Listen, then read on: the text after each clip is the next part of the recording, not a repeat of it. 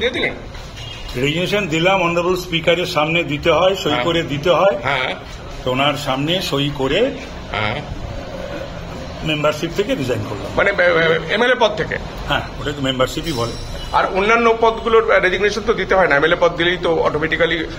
আমি 1 তারিখে দলীয় যত সাংগঠনিক আমার পদ ছিল সবগুলো থেকে আমি রিজাইন করেছি। কাকে দিয়েছেন? মাননীয় সুপ্রিমো হ্যাঁ, শ্রীমতী মমতা ব্যানার্জি, হ্যাঁ, অভিষেক ব্যানার্জি, হ্যাঁ, সুব্রত বক্সী, হ্যাঁ, এবং সরকারি যে সমস্ত পদগুলো আমার ছিল, হ্যাঁ, যেমন ডেপুটি চিফ গভর্নমেন্ট হুইপ, যেমন ছিল বিভিন্ন কলেজের গভর্নিং বডির প্রেসিডেন্ট, হ্যাঁ, সাগর দত্ত মেডিকেল কলেজের RKC চেয়ারম্যান, এগুলো সব আমি 1 তারিখেই আমি সমস্ত রেজিগনেশন পাঠিয়ে দিয়েছি, মানে 1 তারিখে। এরপর কি? এবং আমি গাড়িও ছেড়ে দিয়েছি 1 তারিখে। এরপর কি? এরপর কি? না, এরপরটা পর বলুন। এরপর বিজেপির কি ক্যান্ডিডেট হবেন উত্তরপ্রদেশে? আমি জানি না, সেটা কি করে জানবো, এইটা বলার অধিকার আমার আছে। বিজেপিকে যোগ দেবেন? দেখি, সেটা আমি এখন ভাববো। এখন তো আমি নিজে একটু ফ্রি বার্ড। হ্যাঁ, এখন আমার সঙ্গে 23-24 বছরের তৃণমূলের সঙ্গে যাবতীয় যে আমার সম্পর্ক, সেই সম্পর্ক ছিন্ন হলো। হ্যাঁ, আগামী দিনটায় আমি দেখবো, আমি ভাববো কি করব। এই 52 দিনের এই যে মানসিক লড়াই, তারপরে এত বড় একটা সিদ্ধান্ত নিলেন, কি বলবেন? 52 দিন তো বটেই, একটু বেশি করে, তার আগের থেকেই ছিল, অনেক দিন ধরেই ছিল। কিন্তু ইদানিংকালে, আমি তো বললাম, ইদানিংকালে যে এত এই দুর্নীতি দুর্নীতি দুর্নীতি, এখানে যাচ্ছি শুনছি, অ্যাসেম্বলির ভেতরে, অ্যাসেম্বলির বাইরে, তারপরে এই আমাদের এই যে ঘটনাটা ঘটল সন্দেশখালী, সেই সমস্ত ব্যাপারগুলো আমার মনকে খুবই নাড়া দিয়েছে। আর আরেকটা কথা, সেটা সুদীপ বন্দ্যোপাধ্যায় কি বার্তা দেবেন? না, ও সমস্ত কোনো বার্তা টার্তার কোনো ব্যাপার ট্যাপার নাই। রাজনীতির ময়দানেই হবে। আর তারপরে তো এই ঘটনাগুলো রয়েছেই। हम बोले हैं जो हम रिजाइन क्यों किए हैं, किंतु यह जो ये घोटाला ये चलते ही रहा, और लग रहा, ऐसा महसूस हो रहा कि सभी इन्वॉल्व है। सभी तो नहीं है।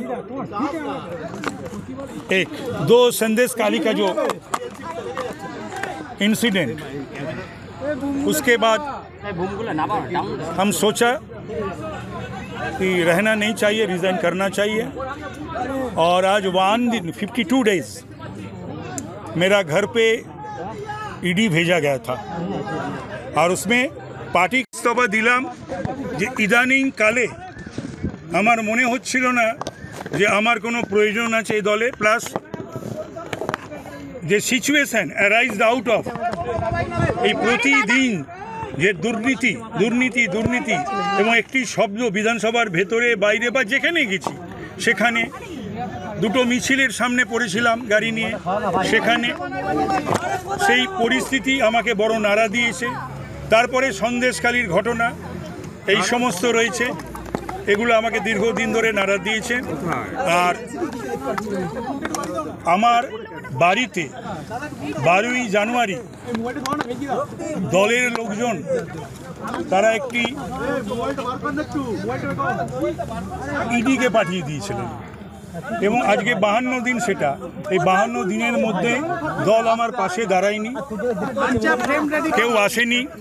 যদিও আমি ইন্ডেটেড to all the political parties for political fraternity, যে সমস্ত রাজনৈতিক দলের নেতা এবং মুখপাত্ররা ওই দিনের যখন ঘটনা চলছে, ইডি রেড চলছে, তারা সকলেই আমার হয়ে বলেছিলেন। কিন্তু আমার দলের তরফ থেকে আমি জানি না, কোনো অজানা রিজন যে কেউই, ইনক্লুডিং আমার পুরনো দলের সুপ্রিমো অনারেবল CM, আজ 52 দিন পর্যন্ত তিনি একটা ডেকে নেওয়া, আমাকে ফোন করা, বা আমার মিসেস বা মেয়েকে কনসোল করা, ওরা তো ট্রমাটাইজড হয়েছিল। তো সুতরাং এই সব মিলিয়ে আমি মনে করলাম যে আমার, আর যাই হোক, যে তৃণমূল কংগ্রেস আমার জন্যে নয়, এখানে আমার থাকা উচিত নয়। আর যেখানেই ডিগ করছে সেখানেই দুর্নীতি, যেখানেই ডিগ করছে সেখানেই দুর্নীতি। আর এখানে ভালো মানুষ অনেকেই রয়েছে, কিছু মানুষের কৃতকর্মের জন্য, অপরাধের জন্য সকলেই যেন একটা দুর্নীতিগ্রস্ত, এরকম একটা যেন বারবার আমার মনে হচ্ছিল। তো সুতরাং যাই হোক, আমি বেশ কিছুদিন ধরে আমি কোনো যোগাযোগও রাখছিলাম না কনস্টিটিউয়েন্সির সঙ্গে, দলীয় বা বিধানসভা সমস্ত কিছু সকলেই, সেগুলো বোধহয় হয়তো আপনারা জানেন। এহেন দিন থাকতো না যে আমি বিধানসভায় আসতাম না বা আমার বিধানসভা কেন্দ্রে আমি যাইনি। তো আজকে আমি ইস্তফা দিয়ে এই সমস্ত কথার কোনো একটিও উত্তর আমি দেব না। আমি কি করব না করব সেটা আমার সিদ্ধান্ত। এখন আমি ফ্রি বার্ড, আমার সিদ্ধান্ত আমি কি করব না করব।